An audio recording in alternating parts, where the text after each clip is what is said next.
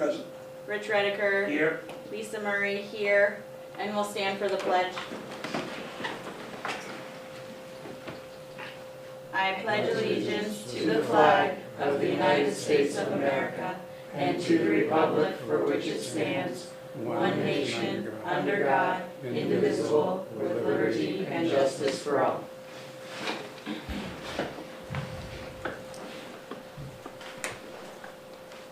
Okay, so our agenda for today is the middle school program of studies. That's me. That's you. The only thing on the agenda is That's the only thing. the world's fastest meetings. There you go. I provided, I think you all have a copy of the document.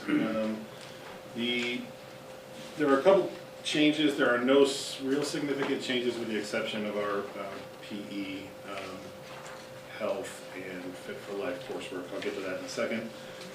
The first change that you'll see is there's no longer any references to Green Meadows as the middle school, as everyone now comes to Lorraine Middle.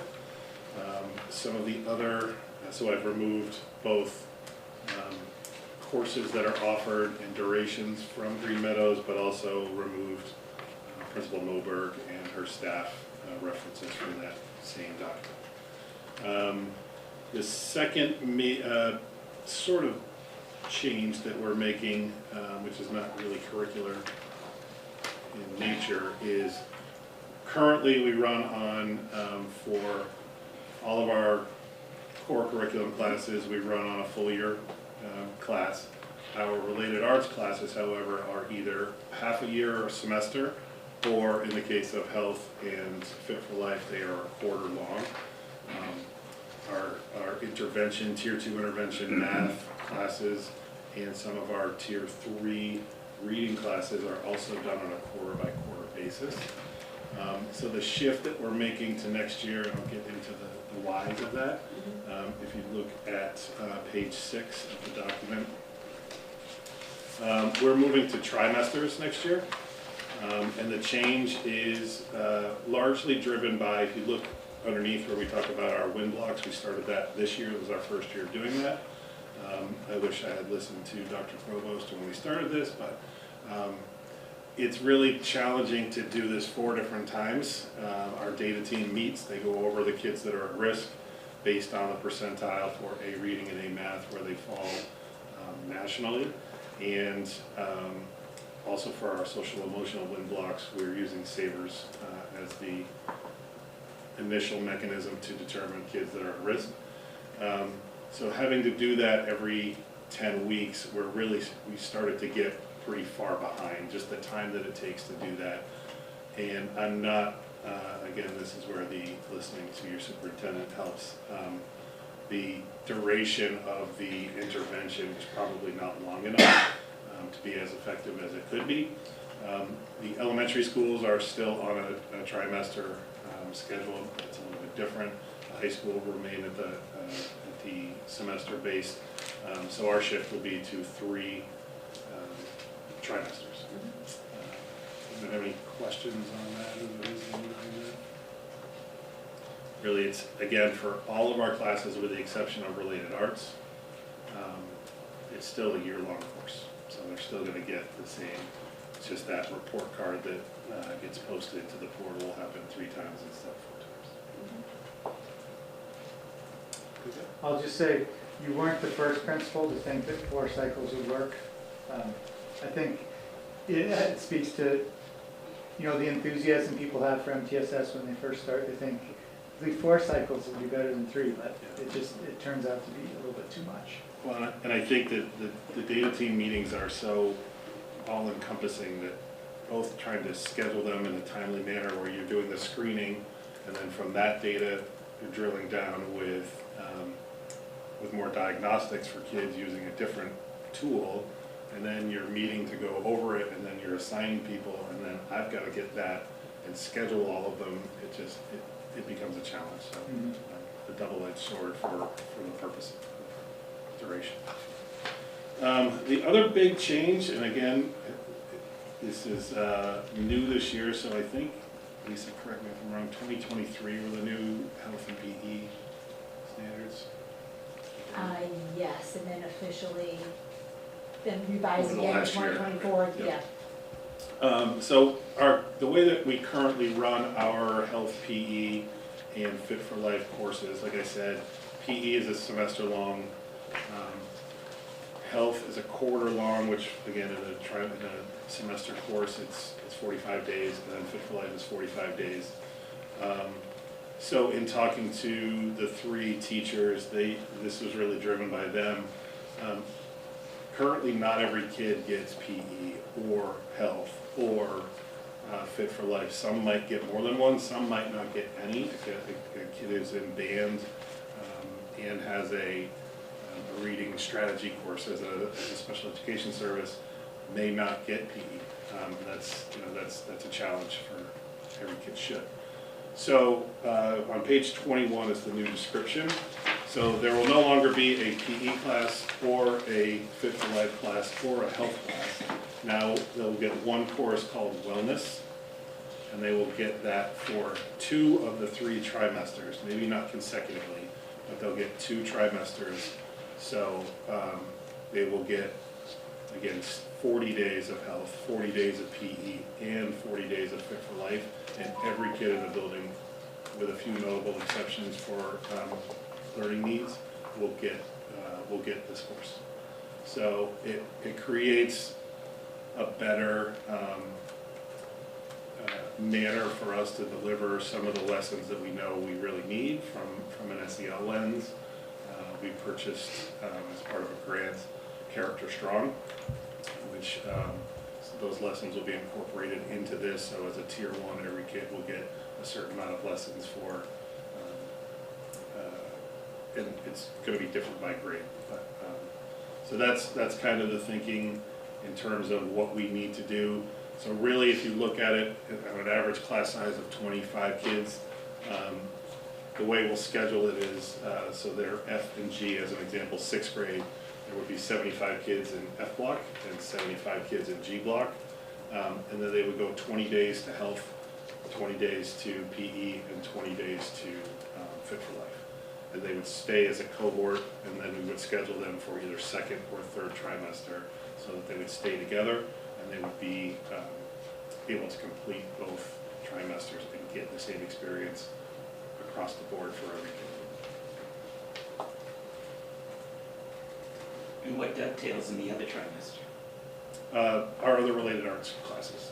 So a kid may have, as an example, a course that would be offered in the other F or G. It could be journalism, it could be computer science, it could be art, it could be any of the other related arts classes. But I think the need is certainly pretty clear to have time for every kid to have the same experience. I think it's really exciting that your teachers were able to come up with a way to prioritize every student participating. That's huge. And also to encompass the expanded health framework, which is, they've recognized, and they're working with it, how applicable all of those, as you said, to the SEL piece and relationships and just so much more than just like nutrition and tobacco. It's much more so. Yep. Kudos to them for doing such a great job. Yeah, they're great. I mean, I don't say that because I'm married to one of them, but they are. I mean, this was they were driving this, and when they're excited about something, far better to Let them go. get out of their way and let them do the work and let them put in the effort and organize it so that it fits what they want to do. And I'm happy to. I think the outcome will be great. The only other thing that is sort of highlighted under related arts, and we've got to work this through a little bit. I've got to meet with my chorus and band teacher. Figure out what page we're on here. In the original list of courses, you'll see highlighted on page 3 a strings course. And this is a result of a conversation in a meeting we had earlier this year, I believe, with Denise Gendron and Dave Morris, and I think Tom Ingram may have been part of it, Richard Cuoco, Kara Canady, so all of the music teachers in the district. Strings and Friends is currently,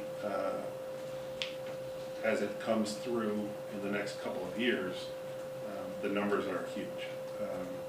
And so trying to accommodate that need within the school day rather than it being an after-school club or activity or event seems to make sense if we can run it with the numbers that make it viable. And I think it's definitely something that we want to look at. I don't know from Sewell and GM what the numbers are, and we may just wade into it in 6th grade next year and then sort of build from there. So that's why it's highlighted, and I think it's sort of a tentative plan that we've got to figure out. But that means that music, exposure to music education is really going to be limited to kids who choose to take these courses, which is not ideal, as we want to expose kids who may not have that opportunity, but I think it's a need that we all discussed, and I certainly would support. I think this one's gonna be a home run. I remember that meeting quite clearly. I know that doing strings as a kind of after-school activity is a limiting factor for a lot of families. Transportation becomes a barrier and other things become a barrier.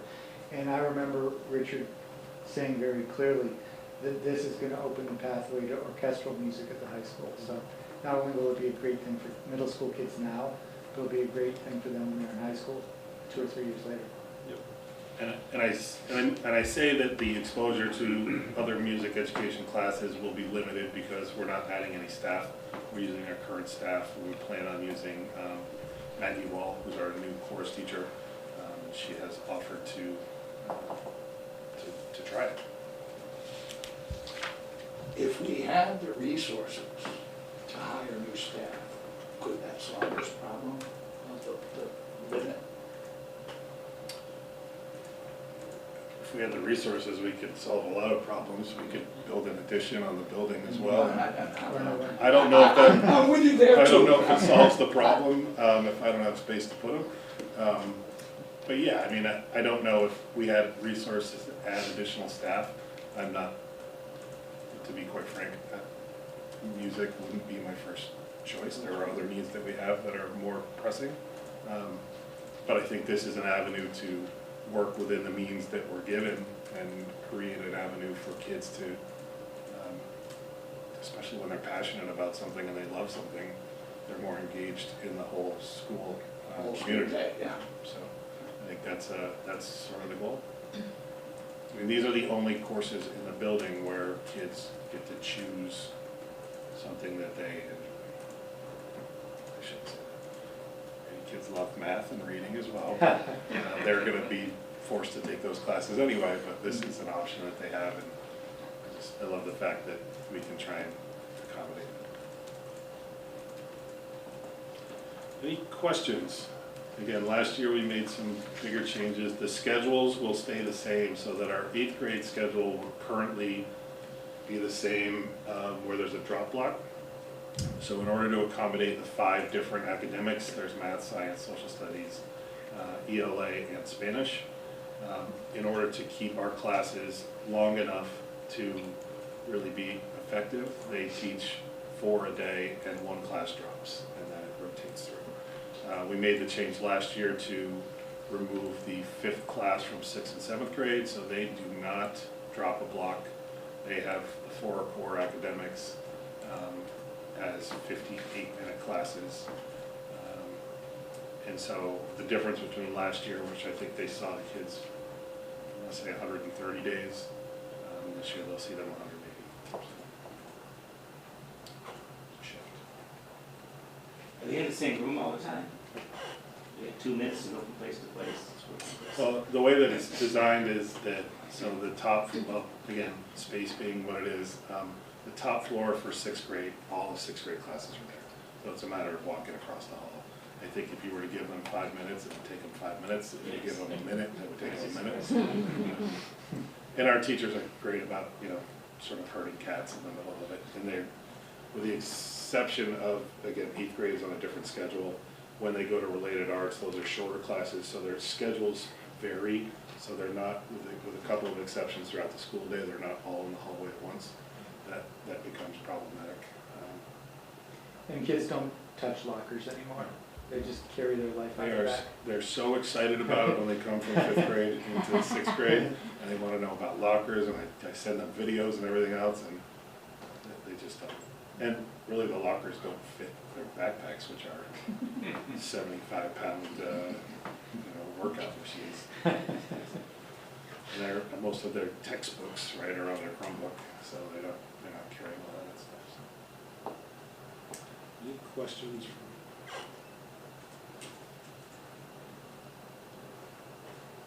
Extra I'm credit. just curious, if this new program is successful and you're pulling 50 to 100 students from you,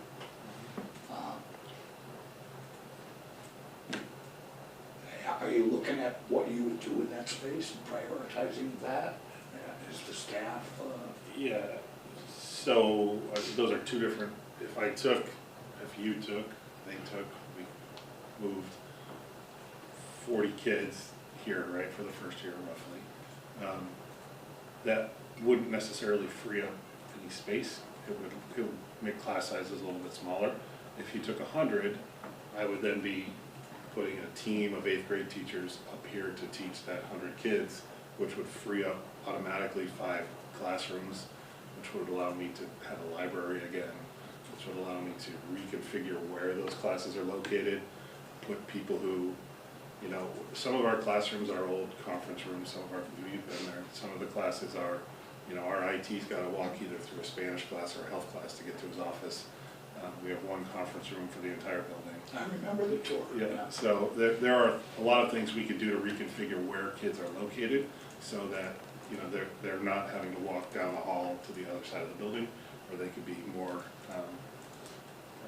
closely related to the rest of their peers, with the exception, again, of related arts, which I would like to put in front of the building so that they're out of the way and keep all the academic courses on the back.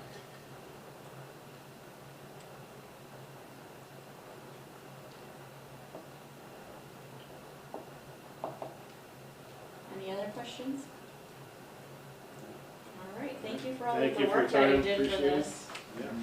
And figuring out more ways for music and PE and health and all of those things so that all of the children can access it. Yeah, now more than ever. Yeah. So we thank you, and we also would like to send our thanks to your staff that has been helping you out working on this. They're awesome, for sure, across the board. Okay. I'll take a motion to adjourn from anybody. So move. Second. All right, I guess very easy. Tim? Yes. Rich? Yes. Lisa? Yes. All right, we're adjourned. Thank you all, Thank appreciate you. it.